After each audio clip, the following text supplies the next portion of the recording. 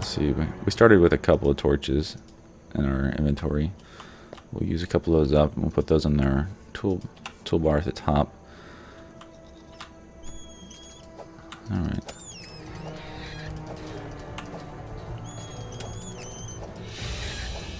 So this guy has a special ability. It says it next to his name. He's got the body slam ability. But I have no idea what that actually does. I think that's just a matter that he can fall faster than gravity would normally permit.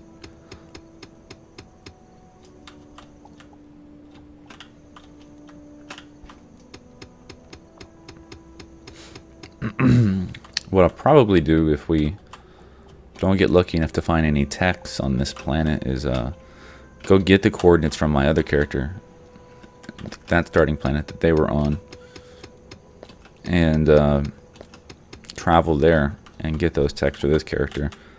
Since I already discovered it on my own, that seems like a pretty fair thing to do, and that would speed up the process of traveling pretty greatly, which will make for a little bit more of a faster paced viewing experience. And so here's one of those times where I'll go ahead and just throw down a block. That way I can come up here and grab this stuff.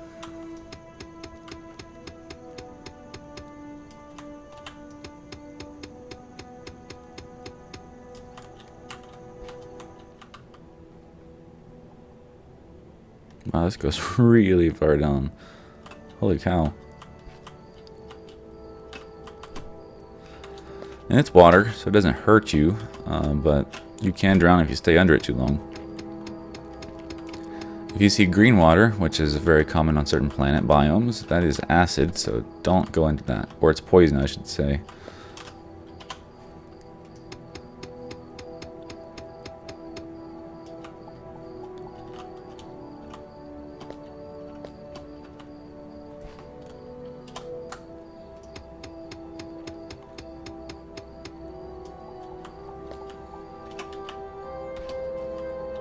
Alright, let's get out of here. And I'll tell you what we'll do. Like I said, I can't really find any minerals too easily while moving around in the dark like this. So we'll go back up to the ship and start kind of setting up some stuff here. One thing I'm going to do, I'm going to build myself a little... I'm just going to build this out of dirt right now.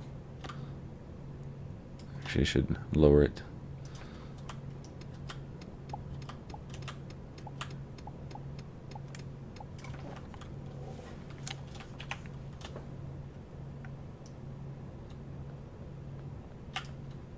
Oh, so I can do it over here as well.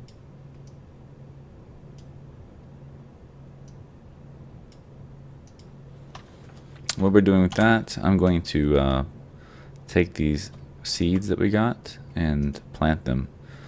I can use that for food, which can heal me or fight off that hunger, since we haven't really captured much animal meat by not building that bow yet. We need a let's throw down the crafting table. We'll find a nice home for that. Right here is fine. We need to build the stone hoe. We'll craft that. And then with that, we can go and farm this land so that we can plant stuff in it.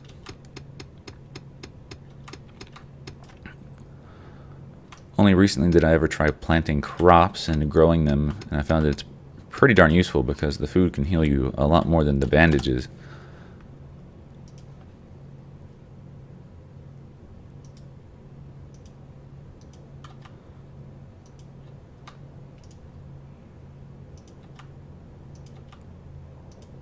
There we go. As far as healing yourself without food, you can sleep in a bed. And the problem with that is it's a very slow process as far as how long it takes to heal. You find better beds throughout the game, but I have not found one yet that's really, really fast. The interrogation table, if we find one, I'm sure we will. That's a really good one. Well, we'll go ahead and build this bow now that we have the materials needed for that, which is plant fiber and wood. So we'll craft that. And what else would we like to get in here? I'm not going to bother with a bed.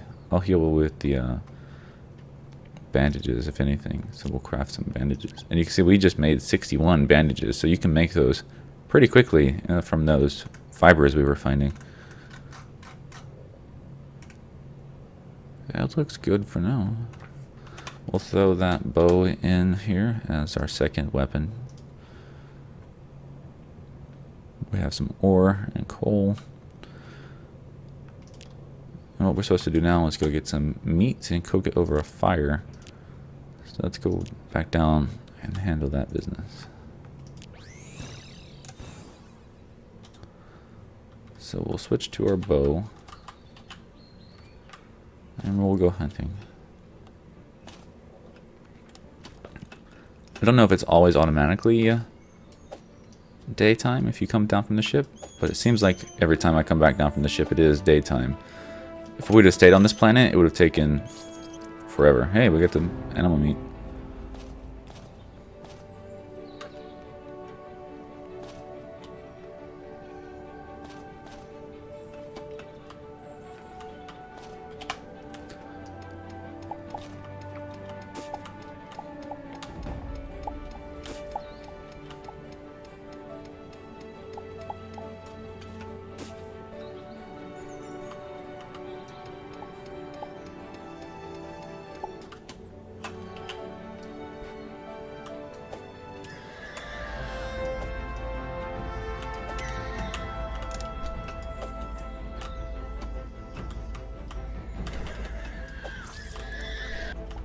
And some more again. That's not too bad.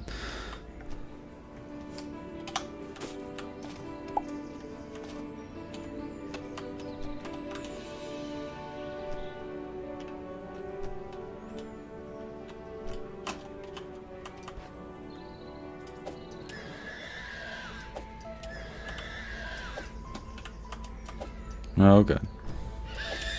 Oh no. Respawned on behind me too.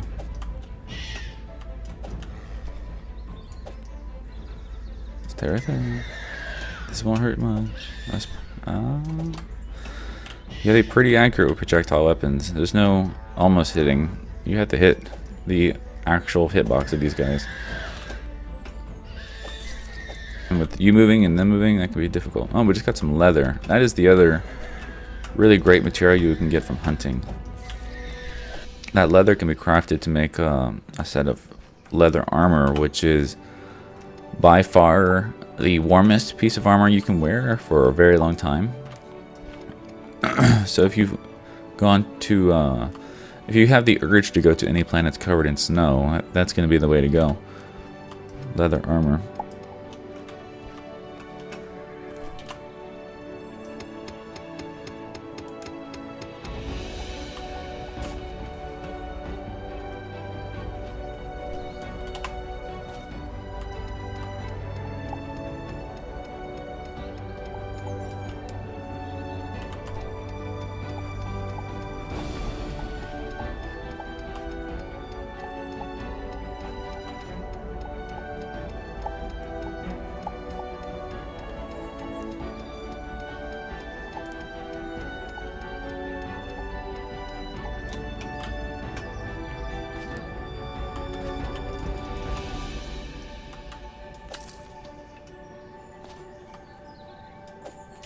That wasn't a pretty nice shot right there. I had it drop just enough to hit.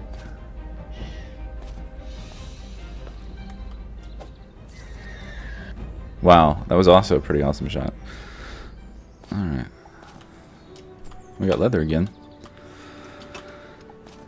I seem to be getting lucky with iron. Not so much with the others.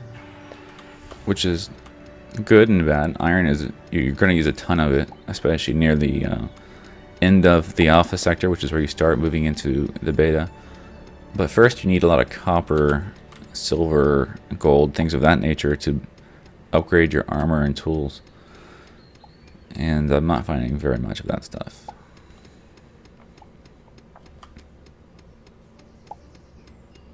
I'm finding a lot of iron though.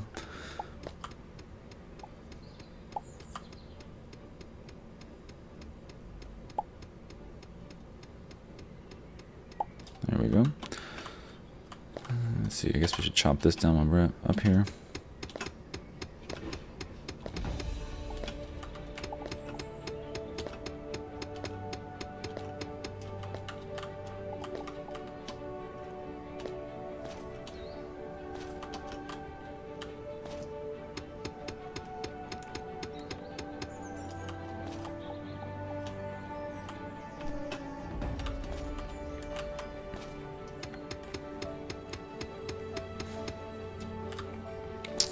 Oh yeah, I just remembered that the other big change the patch added was hardcore mode and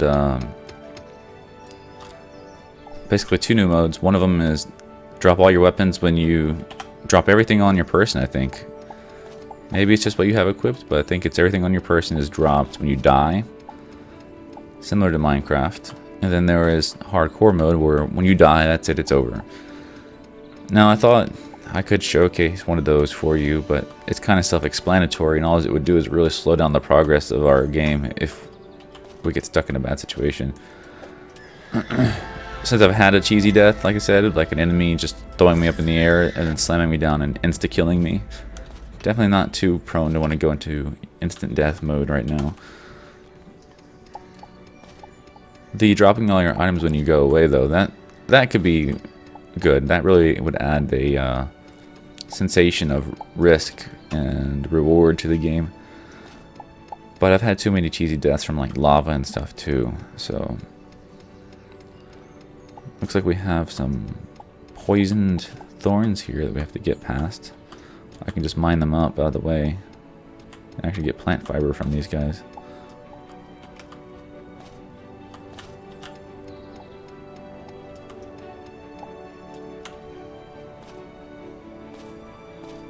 More iron up there.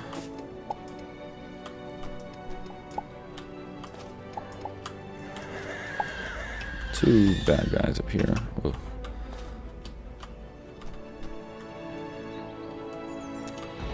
Alright, let's take care of this one.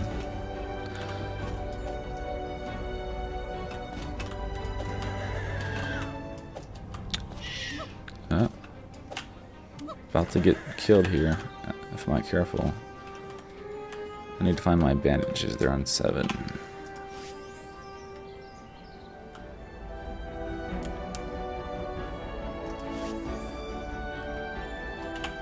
Okay.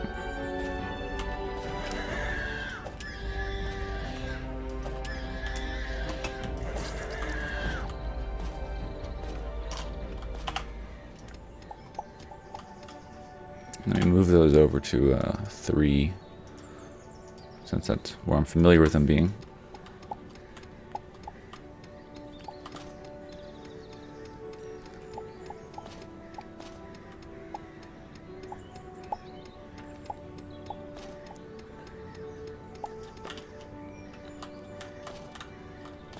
So I'm curious of anyone who watches the videos, if anyone else has undergone the A+ certification within the last, say, 1 or 2 years, because I know it's changed a bunch.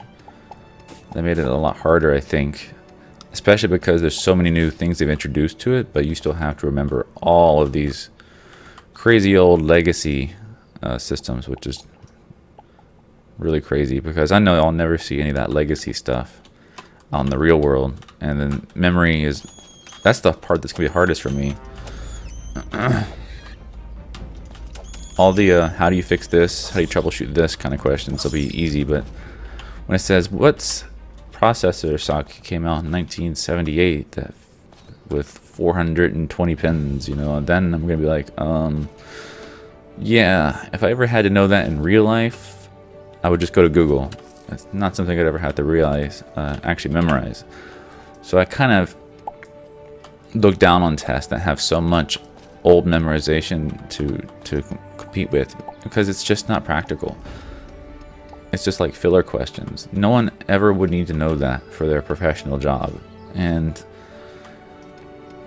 if you actually did need to know it, you would always learn it on a case-by-case basis by doing proper research, you know. So if for some reason someone came to me with a Pentium 2 system and said I need to fix this, I already know how to fix the system. I don't need to know what processor goes in that socket, because it's already going to have one. It just doesn't make sense. So, but yeah, anyways, for those who don't know what A+ is, it's basically an exam for certification with computer hardware. It does contain some other stuff as well. It has some networking and other basic features of computers, BIOS and stuff. Printers, laptops, mobile devices. It kind of covers a lot of different stuff, but mostly the computer hardware. And if you have A+ certification, that means you should be able to do pretty much any kind of basic IT position as far as troubleshooting, repairing computers. I've been doing it for forever, but I don't have any certifications, and I figured, oh, we found a treasure chest. That's very good. Let's see what's inside. 16 coal and, whoa, platinum ore. That's actually a big score. I can't even use that yet, but we'll grab the chest as well so we have something to store in it at the ship. Anyways, back to what I was saying. I've been doing it forever, but I definitely needed some like resume buffing agents. So it was, and it's one of the most basic certifications to go get. So I went after that one first, and I'm going to follow it up with Net Plus.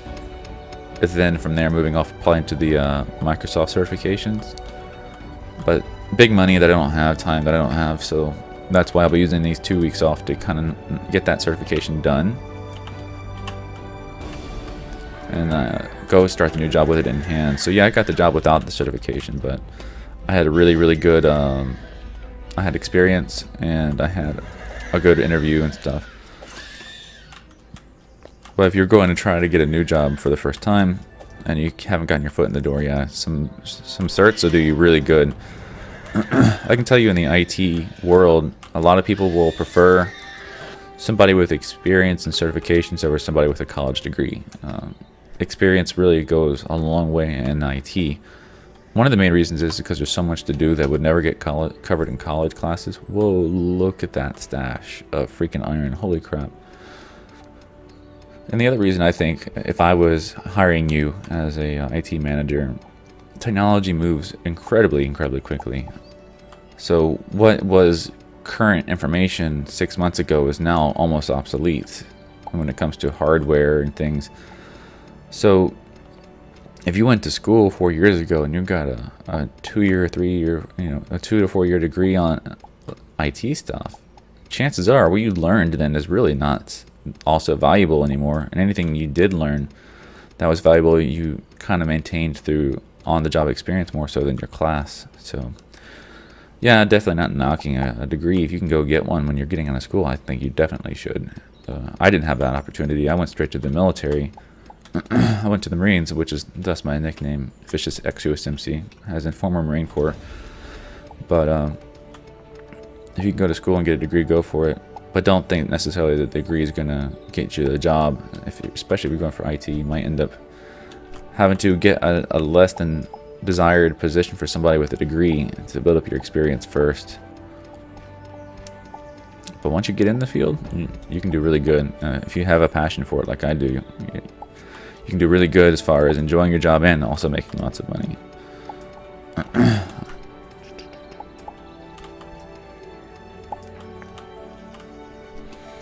So the people I worked with, they honestly got paid way too much for what they did, for what they knew. That was because they had all the certifications, and they got hired from other jobs, and so they offered them more money.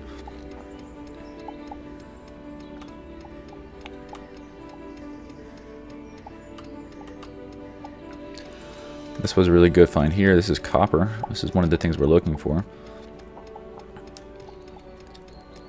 Next trip up to the ship, I'm going to be smelting some of this ore into bars, and we will turn that into some tools. I'm going to upgrade this pickaxe. The very first thing I'll do, because we're doing so much digging, the last thing I want to do is keep that at a slow pace like this. We'll speed it up by upgrading our tools. And we need to eat really soon here. The character is about to die from starvation, so let's get up here. It's getting dark, so we'll go to our ship. Let's actually grab this real quick. I see copper. I'd like to get it. And iron.